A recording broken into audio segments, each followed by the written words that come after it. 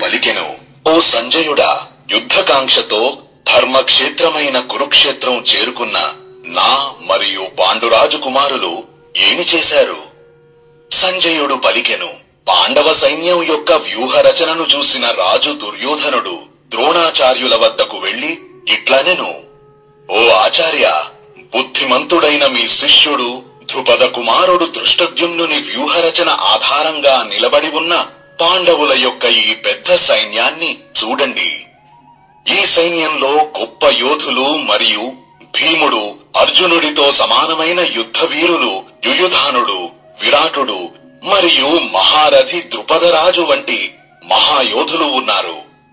ధృష్టకేతువు, చేకితానుడు మరియు శక్తివంతమైన కాశీరాజు కూడా ఉన్నారు.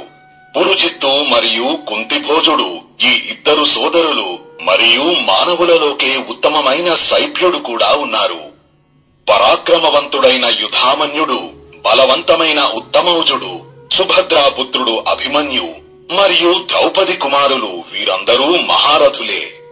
ఓ బ్రాహ్మణోత్తమ, ఇప్పుడు మన వైపు గల ప్రత్యేకమైన యోధులను గురించి కూడా తెలుసుకోండి.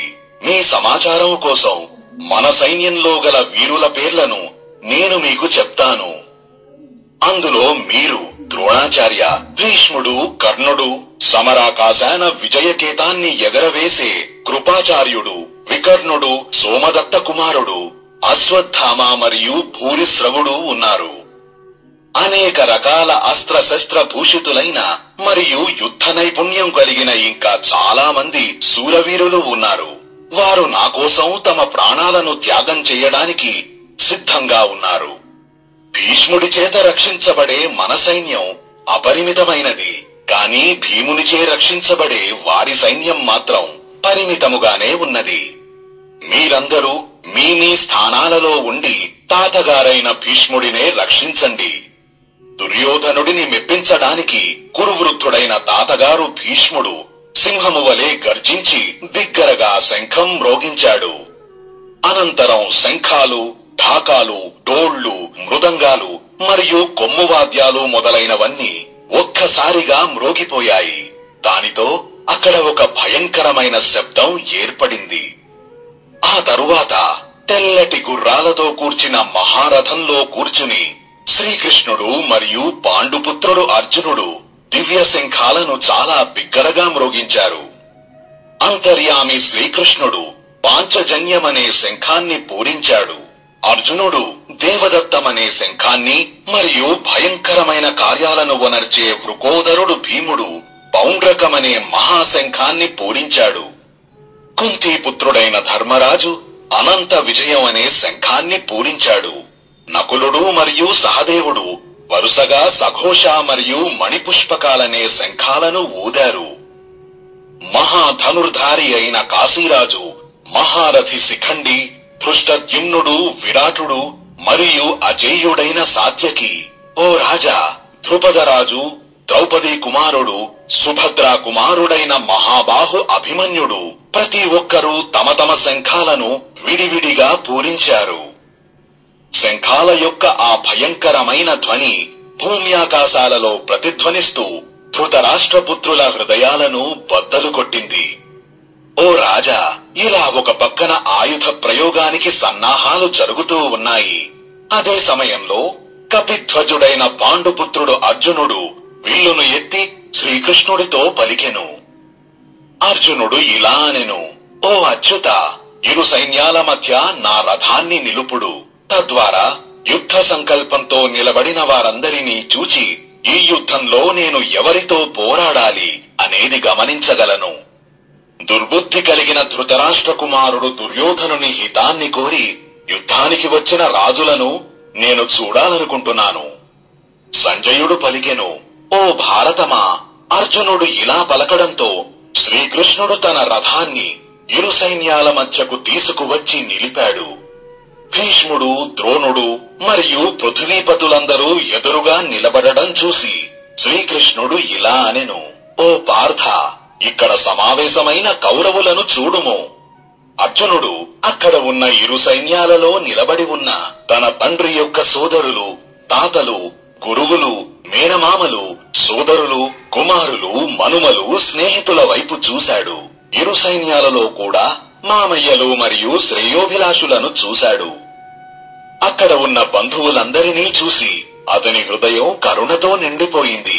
అప్పుడతడు విషణ్ణ వదనంతో ఇలా పలికెను: యుద్ధం కోరి యుద్ధరంగంలో నిలబడిన నా వారిని చూచి నా అవయవాలు శిథిలమవుతున్నాయి.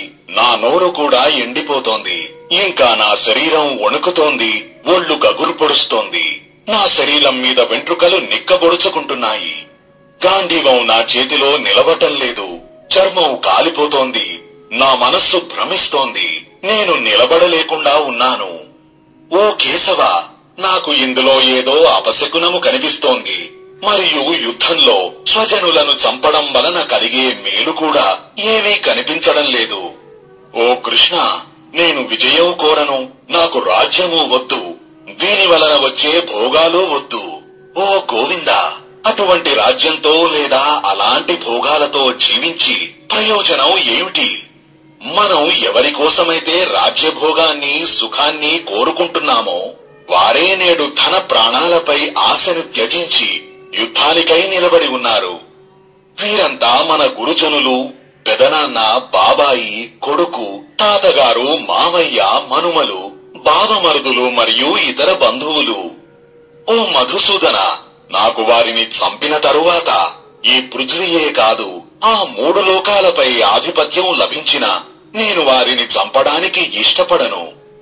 ఓ జనార్దన, ధృతరాష్ట్రపుత్రులను చంపడం మనకు ఏమి ఆనందాన్ని కలిగిస్తుంది? ఈ ఆతతాయులను చంపినా మనకు పాపమే తగులుతుంది. కాబట్టి ఓ మాధవ, మన బంధుజనులు ధృతరాష్ట్రపుత్రులను చంపడం న్యాయమైన పని కాదు. ఎందుకంటే మన స్వంత వారిని చంపి మనం సంతోషంగా ఎలా ఉంటాము?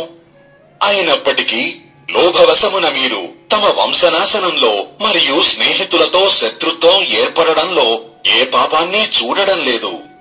ఓ జనార్దన, మన వారిని వంశనాశనం వలన కలిగే దోషాల నుండి కాపాడే విధముగా మనం ఎందుకు ఆలోచించకూడదు?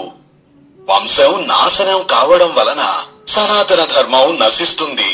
ధర్మనాశనంతో సకల వంశాలను పాపం కబళించి వేస్తుంది. ఓ కృష్ణ, పాపం పెరగడం వల్ల కుల స్త్రీలు మలినమవుతారు. అలాగే ఓ వార్ష్ణేయ, స్త్రీలు మలినమైనప్పుడు వర్ణ సంకరం ఏర్పడుతుంది. వర్ణ సంకర కులనాశకుల కారణంగా వంశం నరకం పాలవుతుంది. అలాగే పిండోదక క్రియలు లేకపోవడం వలన పితరులు నరకంలో పడిపోతారు. ఈ వర్ణ సంకరులు మరియు కులనాశకుల పుట్టుక కారణంగా ఎప్పటి నుండో కొనసాగుతూ వస్తున్న కుల ధర్మాలు, జాతి ధర్మాలు నాశనం అవుతాయి. ఓ జనార్దన, మనం విన్నాము, ఎవరి వంశమైతే నాశనం అవుతుందో వారు మనం ఊహించలేనంత కాలం నరకవాసులవుతారు. అయ్యో, మనం రాజ్యం మరియు సుఖాల మీద మోజుతో మహాపాపాలకు పాల్పడడానికి నిశ్చయించుకున్నాము. అలాగే మన స్వంత కుటుంబాన్ని నాశనం చేయడానికి సిద్ధపడ్డాము. ఒకవేళ ధృతరాష్ట్రపుత్రులు నా వంటి నిరాయుధుణ్ణి యుద్ధంలో చంపినా అది నాకు మేలు కలిగించేదే అవుతుంది. సంజయుడు పలికెను. అలా అని అర్జునుడు దుఃఖంతో విచలితుడై ధనుర్బాణాలను విడిచిపెట్టి యుద్ధ భూమిలో రథం మధ్యలో కూర్చుండిపోయాడు.